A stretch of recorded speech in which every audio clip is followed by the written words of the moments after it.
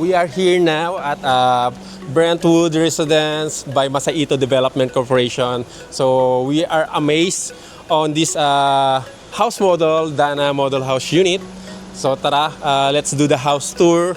So dito pa lang, panalo na tayo dahil sobrang luwag po yung carport nila. So this is a single detached model house unit by the Brentwood. So ito po yung actual turnover na po itong papasukin natin. So in this area, we have a porch bago tayo pumasok. May space pa tayo. Actually, pwede pa nating gawing parking area or i-landscape yan for your coffee with the family. And tara, pasukin po natin for the house vlog. Welcome to your home. So, andito tayo ngayon inside the Dana Model House Unit.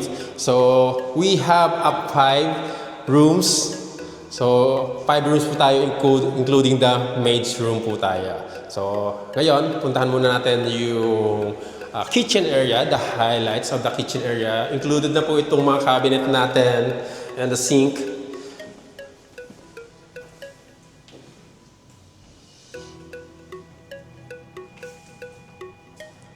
Then we have also a maid's room. So, very generous po yung ano dito dahil magkakaroon tayo ng maid's room with the comfort CR.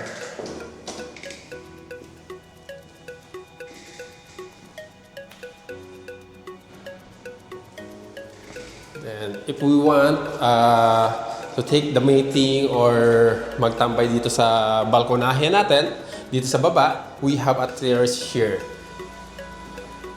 And we have also a space if we are going to outside area.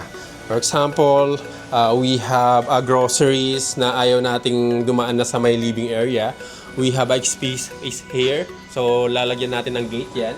And meron pang paikot dito actually yung ano natin, house natin. Dahil single detached yung house construction natin, yung property natin. And dito, meron tayong CR dito sa baba. We have our ground floor CR.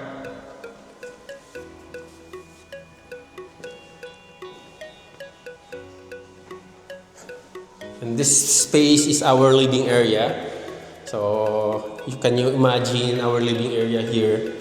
So, ganda. Ang aliwalas po ng bahay dahil malaki. And we have also our ground floor bedroom here.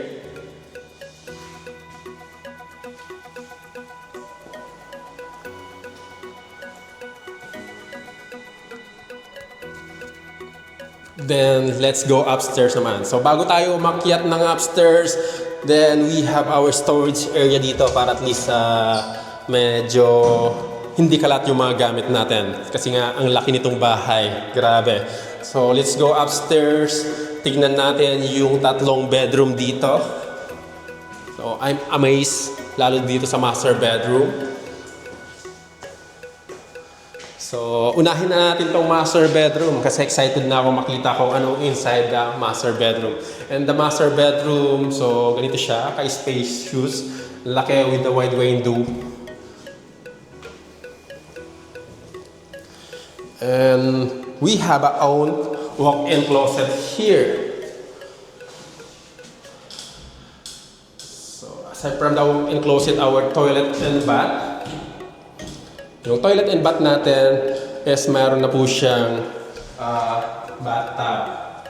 So, ganda yan nung pagkaka-layout nitong bahay na to.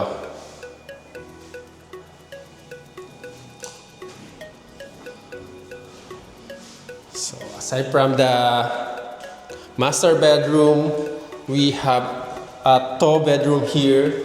So, tingnan muna natin yung pinaka-common toilet nila dito. So, we have a common toilet upstairs.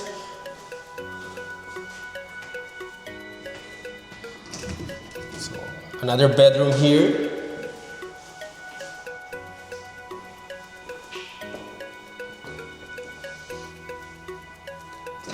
And the last bedroom.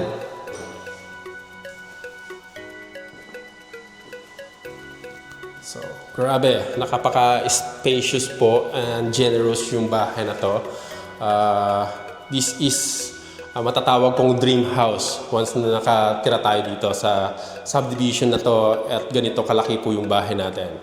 So if you want to know more about the details, sample computation, comment down below and we will guide you how to avail this model unit here at Brentwood under Masaito Development Corporation.